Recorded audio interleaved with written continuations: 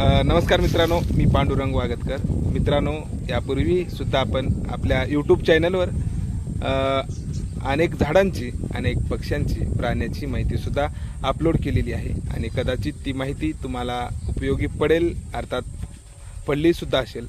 तर मित्रांनो, आजही तशीच एका वृक्षाची, अर्थात एका झाडाची माहिती आपण तुमच्यासमोर, तुमच्यासाठी, सर्वांसाठी माहितीसाठी आपण तयार करत आहोत. पहा, आज एक नवीन वृक्ष आपल्या भेटीला घेऊन येत आहे. कदाचित ह्या वृक्षाची ओळख इतर बऱ्याचशा लोकांना असेलही.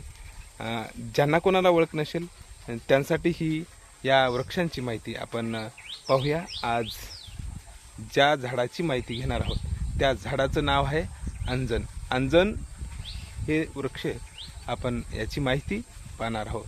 चला तर पाहूया.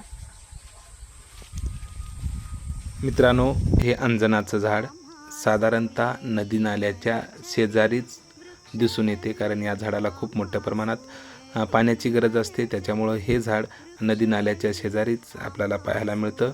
या झाडाची साल ही अशा प्रकारे असते. झाडाची साल ही खूप चोपडी असते आणि हे झाड वर्षातून 2 वेळा आपली कात स्वरूपात ही साल काढून टाकते. वाळलेली साल हे स्वतः झाड काढते, त्याच्यामुळं ह्यांच्या वाढीस खूप चांगला परिणाम होतो. ह्या झाडाचे विविध उपयोग आहेत आणि ह्या झाडाच्या सालीचा उपयोग खूप मोठ्या प्रमाणात केला जातो. जर एखाद्या माणसाला शरीरावर जळालेली जखम असेल ते भरून काढण्यासाठी या झाडाची साल वाळून जाळून त्याची पावडर करून त्या जखमेवर लावल्यास नक्कीच बरी होते. शिवाय ह्या झाडाचे फुलंही खूप सुंदर असतात आणि ह्या झाडाचा पाला शेळ्या मेंढ्यासाठी चारा म्हणूनही वापर केला जातो.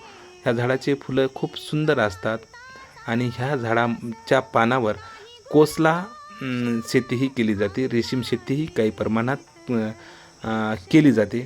शिवाय हे झाड उंचीला साधारणतः 100 ते 150 फुटापर्यंत असते आणि हे झाडाची साल खूप चोपडी असल्यामुळं काही प्राणी ह्या झाडावर चढण्याचा प्रयत्न अजिबात करत नाहीत. त्याचबरोबर ह्या झाडाला जखम झालेल्या ठिकाणावरून त्याचा डिंकही पाहायला मिळतो. तर मित्रांनो, ही माहिती तुम्हाला कशी वाटली?